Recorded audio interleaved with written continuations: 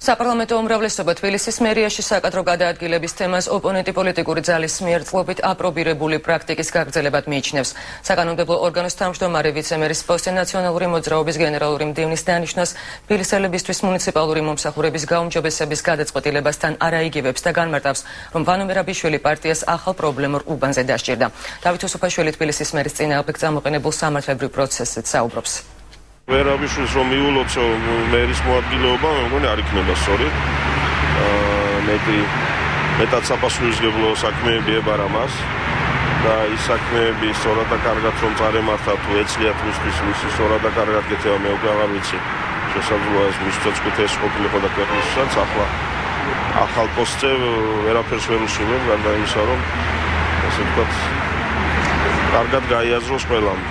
რომ პოლიტიკური ბრძოლა, პოლიტიკური კონკურენცია ეს არის ერთი საქმე და კანონი არის მეორე საქმე და კანონის დარღვევა არ ეპატიება არავის, არც ოპოზიციას, არც ხელისუფლების წარმომადგენლებს. ნორმალურ ვითარებაში, ასე ვთქვათ, 7 ქვეყანაში შესაძლოა ვანო მერაბიშვილი კარგი მერის მოადგილე ყოფილიყო. შესაძლოა.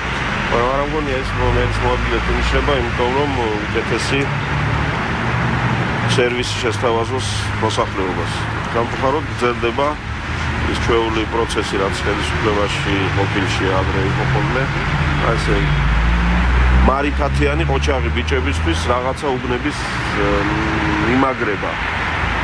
თავდაცვის მინისტრი რთველის ორგანიზებაში იყო ხოლმე ჩართული, მთავარი პროკურორი სიღნაღის გალამაზებით იყო დაკავებული, რომ ახლა დაჭირდათ ბატონი ვანოს გამოყენება რაღაცა სხვა მიმართულებით. საზოგადოებრივი მაუწყებლის ეთერში მიხეილ სააკაშვილი უგულავას მიერ მოადგილეების დანიშვნასაც გამოეხმაურა პრეზიდენტი დადებითად აფასებს ქალაქის მერის გადაწყვეტილებას. სააკაშვილის თქმით, უგულავას დაკავების შემთხვევაში ქალაქის მერი ავტომატურად მისი პირველი მოადგილე სევდია უგრეხელიძე გახდება. ჩემი აზრით მას ქვეყანა. რელი უნდა არც ხელავი, არც იუსტიციის პირველ მოადგილედ სევდია უგრეხელიძის დანიშვნა ნიშნავს იმას, რომ თუ ისინი შეეცდებიან სასამართლო წესით გიგი უგულავას ჩამოშორებას ამ ბრალდების შედეგად მერის თანამდებობიდან, მაშინ მერი ავტომატურად ხდება სევდია უგრეხელიძე. სევდია უგრეხელიძე მე მიმედია რომ სიტუაცია არ დადგება, იმიტომ რომ იმედია რომ სასამართლო ამ შემთხვევაში იბჟელებს და სწორ გადაწყვეტილებას მიიღებს. მაგრამ თავისთავად სევდია უგრეხელიძე ძალიან ფუნდამენტურად სწორად მოაზროვნე ხალბატონია.